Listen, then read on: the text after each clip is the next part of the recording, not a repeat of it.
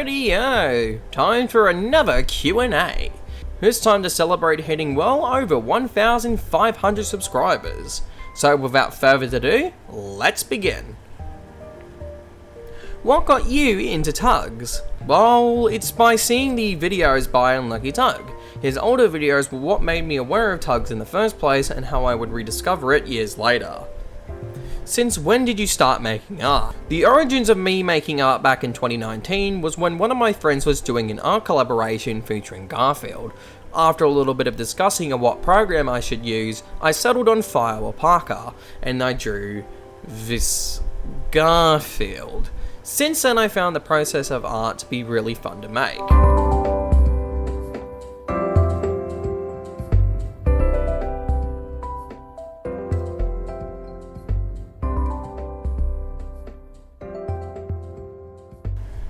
What are your thoughts on other British shows? Fireman Sam, Postman Pat, etc. Funny you actually mentioned that. I was doing a rewatch of the bumper films era of Fireman Sam, aka the first 4 seasons. They are so much fun to watch, from the goofy voices that the characters have. Tree in the park yet?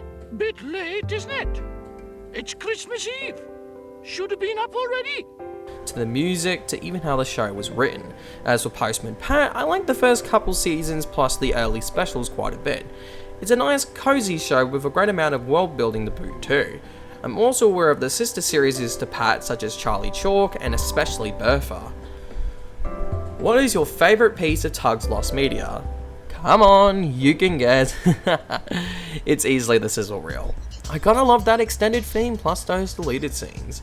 Do you think the supposed error on the TUGS board game about Zebedee being one of Captain Star's TUGS was just being that, an error, or was foreshadowing a planned episode for season 2 or later? I'd say the former. I don't think the board game people had any knowledge of anything from season 2's planning, nor any idea that Zebedee was going to be with the Stars. Do you think 10 Cents' Harbour Adventures is a good fan series? Thank you for the question, Bill Handy. Yes, I do think Harbour Adventures is a great fan series. Although I could be a little bit biased. Thoughts on Bob the Builder?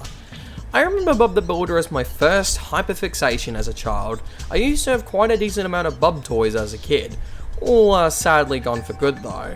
I don't watch the show at all nowadays, but I do remember it fondly. My favourite episode was always the one where Travis was painting the road by accident and everyone had to chase him down. I loved the music in that episode in particular as a kid.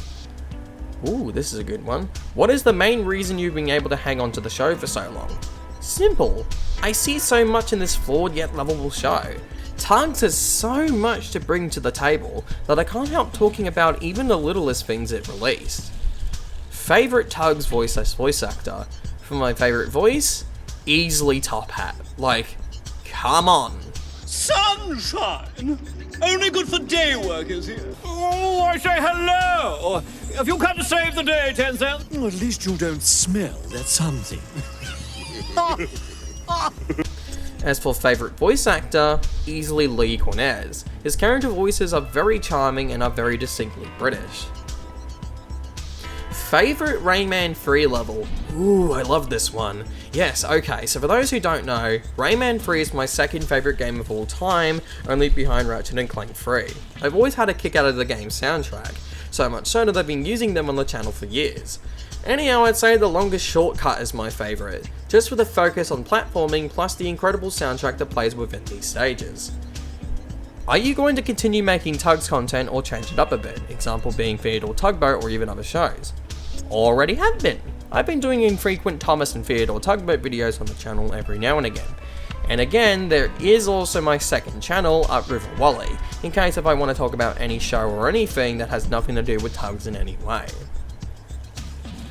When making TUGS fan art, what do you use?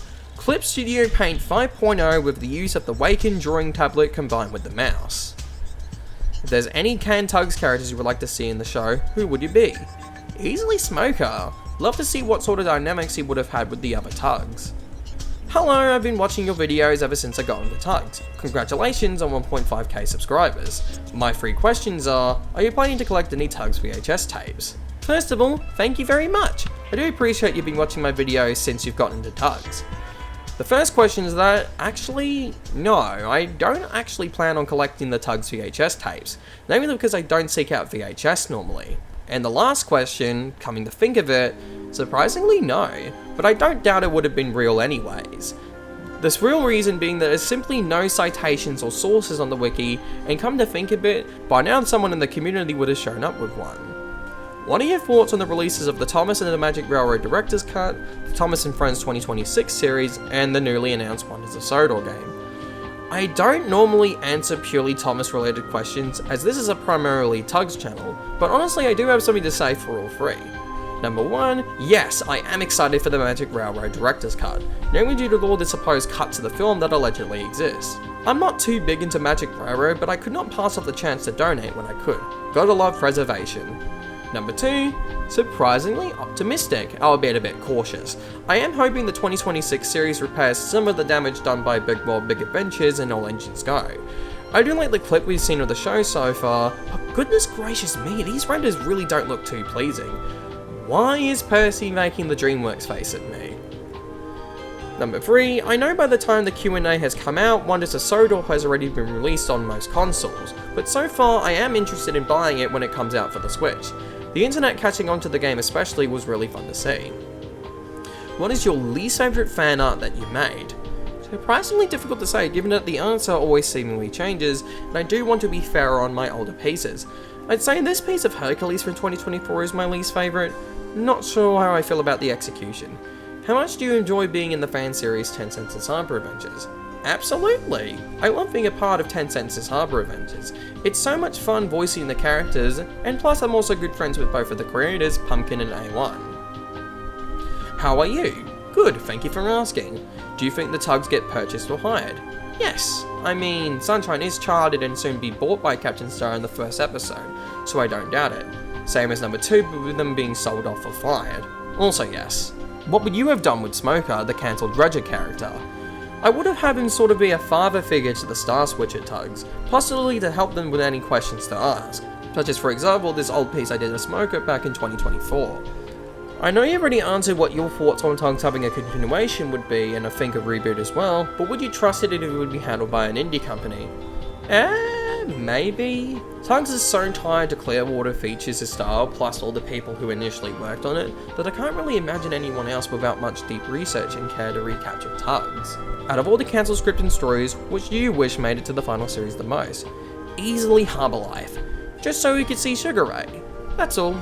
TUGS hot takes? Okay, so, I think Quarantine is a great and funny episode. Not sure if I have any genuine hot takes, really. Or, oh, I got another one. Maybe I don't think the Takara Zoran is all that great. I mean, I like the colours and everything, but the proportions are pretty wacky. How would you manage both of the tug fleets? The Star Fleet? Maybe the same as how Captain Star handles things. However, if I ran the Zero Fleet, I'd be a bit nicer to the Zeros, but still allow them to do their unique business ethics and make them still do devious things. Thoughts on the Beatles? I don't know much about the Beatles myself, but I do know that one of my sisters is a huge Beatles fan, and in fact she likes Ringo Starr a whole lot. Fitting that I also like Thomas the Tank Engine and that's all. Most random idea you ever had? Most random idea, eh? TUGS episode Sunshine, but every time Sunshine appears, a green screen explosion happens. Sunshine! Sunshine!